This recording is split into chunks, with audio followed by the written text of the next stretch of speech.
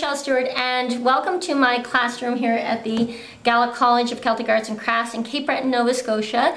I've been teaching Bodhran here all summer, and I'm just about to wrap up and head back to Scotland, but I want to share with you one of my favorite little drums, and it's this really old looking relic of a Bodhran, and to me though it's a big part of Bodhran history because you don't see many old drums because the wooden frame and the goat skin head, they don't really lend themselves to, you know, lasting the test of time. So I came across this drum at a workshop I did down the Annapolis Valley, must be, I don't know, 10 or 15 years ago, and a gentleman gave this to me with the intention of having us reskin it for him, and he called a few days later and said that I could keep it because his wife didn't want any more junk in her basement. So it's a good example of how someone's junk is another person's treasure, because I definitely treasure this drum, and I'm particularly curious about the writing at the back of the skin. So I'll show you here. It looks like what would be the maker and probably where they're from. And so I'm going to nip across to see Katrina Parsons, who is one of the Gaelic teachers here at the Gaelic College, and she, although they teach Scottish Gaelic, I'm hoping that she'll have some insight to the Irish Gaelic and help me figure out exactly where this drum possibly could have come from. But I really like the fact that it's probably, I'm guessing, at least 1940 kind of time.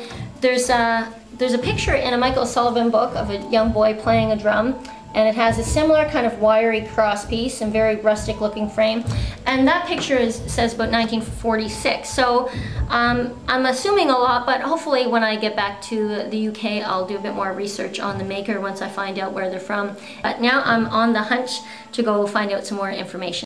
Gianta Le, made by Seamus O'Murrachu, and that will be James Murphy, I think. Kiel and Lomere.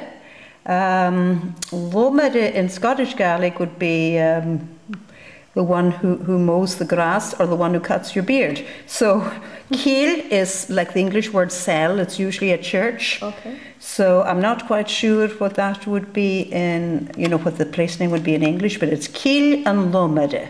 Kiel and Lomere. I'm assuming that's the village or the town. And then this is Kiel Chullin. Kiel Chullin. Culla in Gaelic is a wood, so, or a forest. So Kiel Chullin must, I'm not quite sure what the whole thing would be, but it's County Kilkenny. I'm sure it is. Kilkenny.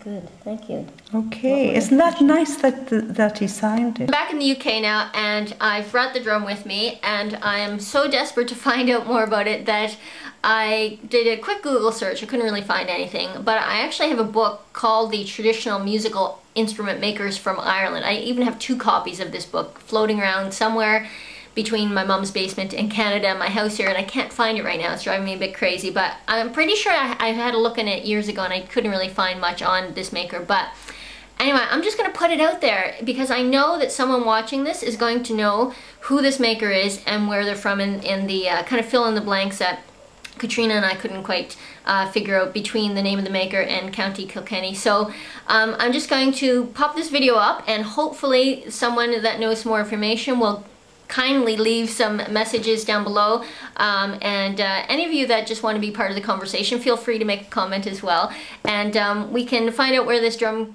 came from together.